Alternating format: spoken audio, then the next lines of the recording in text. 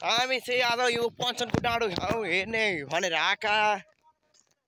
हामी बाटोमा लिएर हेर्नुहोस् कस्तो बाटै छैन,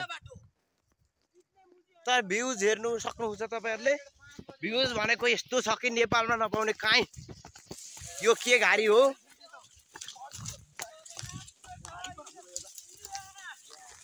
गाडी कस्तो छ्या बाटो चाहिँ बनाउनलाई गाह्रो। भ्यू त आमा सोचेर नसोच्ने रहेछ हौ भ्यू।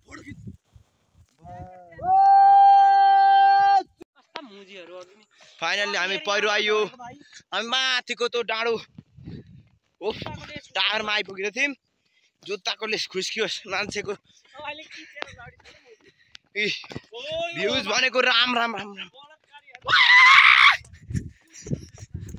कुन दे हो सर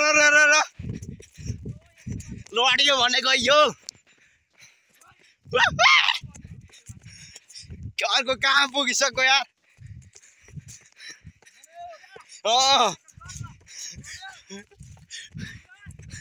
ओफ ओफ ओफ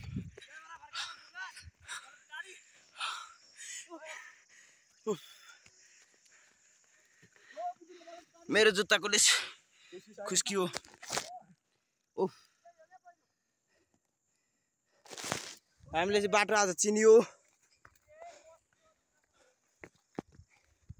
बाटो राम राम राम। फोटो त आज क्यान्सिल हो। उफ साँझ भयो। हाम्रो चाहिँ पारी छ गाउँ। कहिले पुग्नु हो? अब 2 घन्टा 2.5 घन्टा लाग्छ।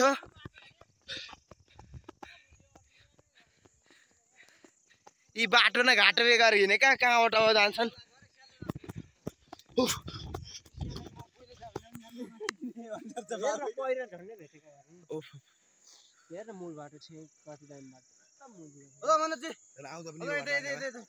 हेलो हेलो हेलो गाइज, हाम्रो सब्स्क्राइब लाइक होइन कमेन्ट कस्तो लाग्यो भनिदिनु पर्यो होइन। ब्लगमा केही भन्नु छ? कोही के भन्नु छ? देखा त कस्तो छ हेरौँ। यो चाहिँ म भएँ, यति मेरा साथीहरू, हिँड्न नसक्ने साथीहरू। अब हामी चाहिँ ऊ माथि कहाँ पो थियो टावर देखिँदैन, थोरै बाटो आउनु ठाडो।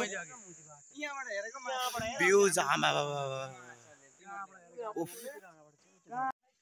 केटाहरू 2 जना कुदेका कुदै छन्। हामी चाहिँ अब पछाडि पछाडि ठाउँ यो कुदेको।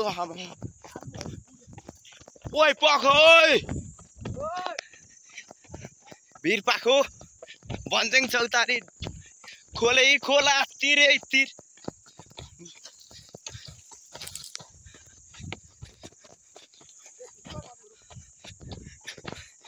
जुत्ता दरा बनाउनु पर्ने भएको छ।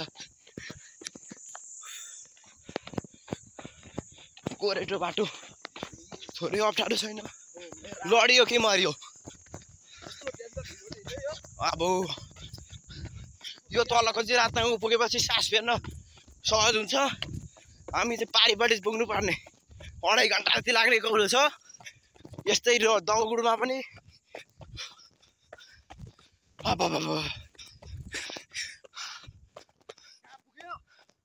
ओ